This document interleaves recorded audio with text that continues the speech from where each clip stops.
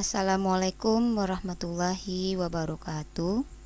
Pada video pembelajaran kali ini, kita akan membahas materi pelajaran di kelas 5, tema 1, subtema 1, pembelajaran 5. Sebelum kita masuk pada pembahasan materi, jangan lupa klik tombol subscribe yang ada di bawah video. Anak-anak ibu, kita mulai pembelajaran 5-nya ya. Apakah anak-anak ibu siap? Oke, perhatikan gambar berikut. Pada gambar terlihat seorang anak yang bernama, ayo anak-anak ibu, siapa yang tahu? Ya, betul, itu adalah Edo. Edo melihat seekor siput yang sedang berjalan perlahan. Edo pun mengambilnya. Kelinci dan siput sama-sama hewan. Betul tidak anak-anak ibu? Ya, betul. Tetapi gerakannya kok berbeda ya? Ayo, siapa yang tahu? Ya, kelinci bergerak lincah, berlari, dan meloncat, sedangkan siput bergerak sangat pelan. Mengapa bisa begitu ya? Amatilah hewan yang ada pada layar ini. Di situ terdapat dua hewan. Ayo anak-anak ibu, apa saja hewannya?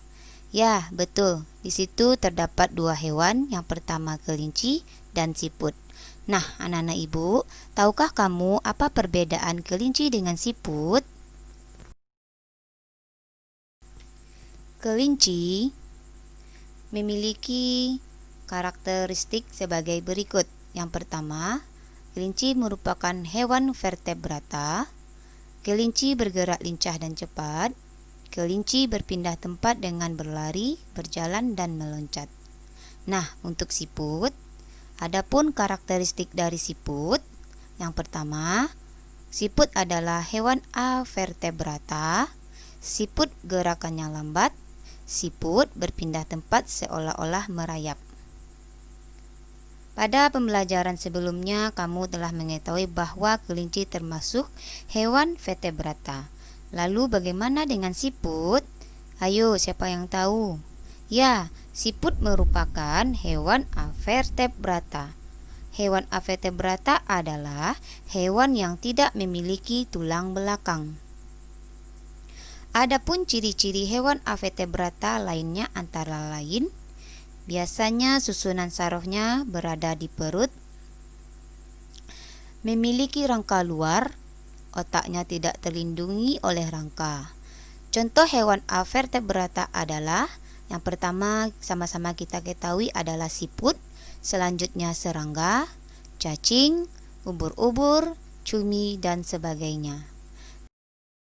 Nama organ gerakan siput adalah, ayo anak-anak ibu, siapa yang tahu? Ya, nama organ gerakan siput adalah kaki perut dengan bentuk pipih dan lebar. Kemudian, fungsi utama kaki perut pada siput tersebut adalah untuk bergerak dan berpindah tempat. Nah, sekarang tugas pertama, amatilah hewan-hewan avertebrata yang ada di sekitar rumahmu dan identifikasikan organ gerakannya. Kemudian, tulislah hasilnya pada tabel berikut.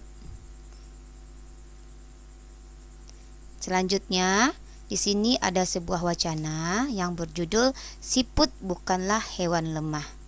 Jadi, ibu harapkan kepada anak-anak ibu semua, mohon bacalah wacana ini.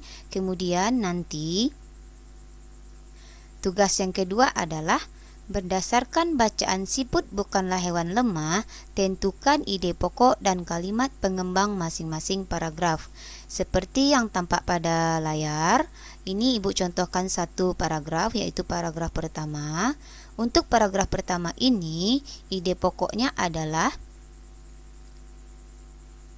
siput menurut sebagian orang dianggap sebagai hewan yang lambat dan menjijikkan. Kemudian kalimat pengembang pada paragraf pertama ini adalah, bahkan karena gerakannya yang lambat, tidak jarang orang membanding-bandingkannya dengan kelinci. Untuk selanjutnya, paragraf 2, 3, 4, 5, dan 6, silahkan anak-anak ibu cari pada masing-masing paragraf tersebut, ide pokoknya beserta kalimat pengembangnya. Oke, selanjutnya. Pada pembelajaran sebelumnya, kamu telah mempelajari ragam gambar cerita dan ilustrasi. Dalam membuat gambar cerita, kamu juga harus mengetahui corak gambar cerita atau ilustrasi. Nah, corak gambar cerita atau ilustrasi adalah sebagai berikut.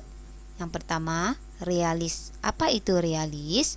Realis adalah gambar yang dibuat seperti keadaan aslinya, baik bentuk, ukuran, dan tata letak. Selanjutnya, karikatur. Apa itu karikatur? Karikatur adalah gambar yang melebih-lebihkan atau merubah dari objek aslinya. Selanjutnya, kartun. Nah, yang ini anak-anak ibu semua sering menonton di televisi kan? Apa itu kartun?